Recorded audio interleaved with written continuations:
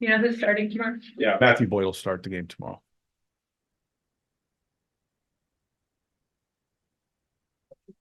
Was that a no-brainer, or the way, based on the way he pitched, or what were your other options? We had discussions about everything, right? Best ways to win game 5. And, we talked through a lot of different scenarios, but the one that just continued to come up was, Matthew threw the ball well. He's been great for us. So we feel very, very confident in Matthew taking the ball tomorrow. Zach, you surely predicted that you'd give him the ball to game on the line when you were talking to him in like June, right? Yeah, 100%. Yeah, we knew way back then. No, I mean, you never know how the season's going to play out, right? And, we talked about spring training. It'd be great if we had 26 guys from opening to closing. But, with the additions that Matthew and Alex have given us and the way Matthew's taken the ball every time and competed, we feel really good about him taking the ball in a game 5 scenario. Question here in the front. Austin Hedges was in here a little bit ago, and he was talking about how you guys use analytics, but then in the dugout, you're making adjustments and like how important the eyes are to watch as bad as hitters go up. So can you take us like in the dugout and talk about those discussions? You're talking about like for pinch hitting and things like that? No, how you attack the opposing batters.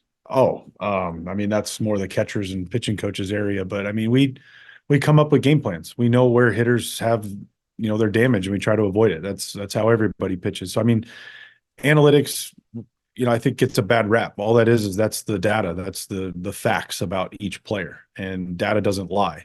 So you use that as a tool, you use that as an information piece, but you also have to go out and play the game. You have to feel what the hitter's doing, what the pitcher's doing, and you're always making adjustments based off of what people are actually doing. And so the numbers and analytics are a tool. They're an educational tool that help us, navigate through games, but you still have to use your eyes. And your experience as a catcher for all those years, how does that help you in making those in-game adjustments?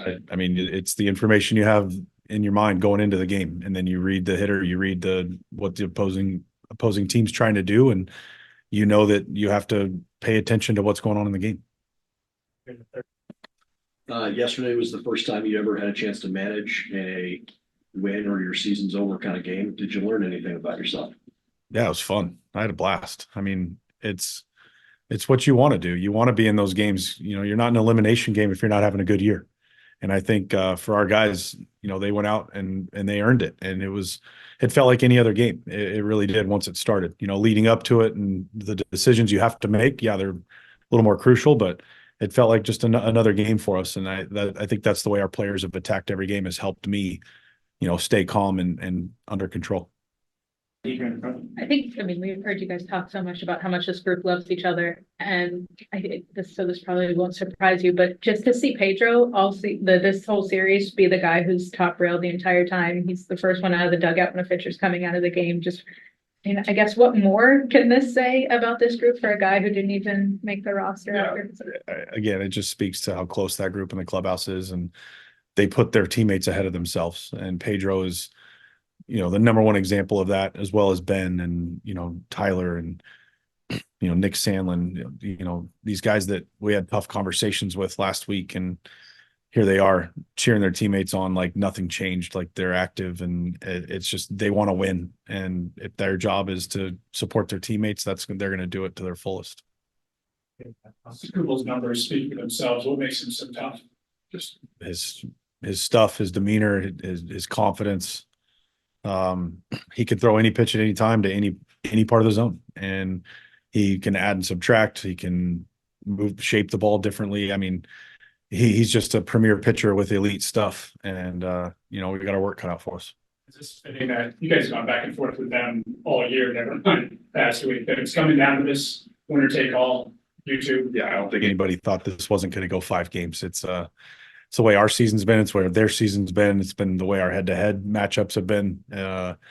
It's going to be a fun day tomorrow. I don't know how it's going to shake out. I don't know who's going to win. Somebody's got to win, somebody's got to lose. But I know it's going to be a really fun day at the ballpark tomorrow, and I'm confident our guys are going to come out ready to go.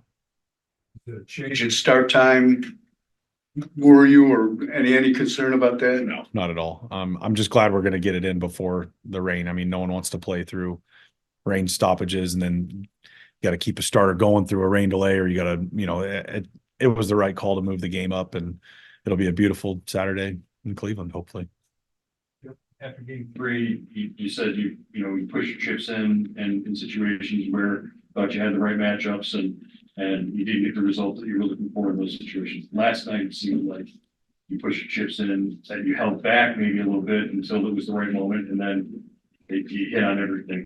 You allow yourself a few minutes to sort of look back at that and self-evaluate and sort of fuck your chest out about it. Yeah, I mean, it's fun when it works out, and I think we've had a very similar cadence to how we use our chips or our pinch hits or our bullpen. We've had a similar cadence all year, and we stuck to it last night. We didn't go all in early. We didn't, when you're not down, you're afforded that chance to hold or to take a shot or to do things like that. And so, we've had times where we've held, we've had times where we go, and it's just that feel of the game and the understanding what the matchups are going to be. And we felt like it was the right time to go. And David Fry is a great baseball player and comes through.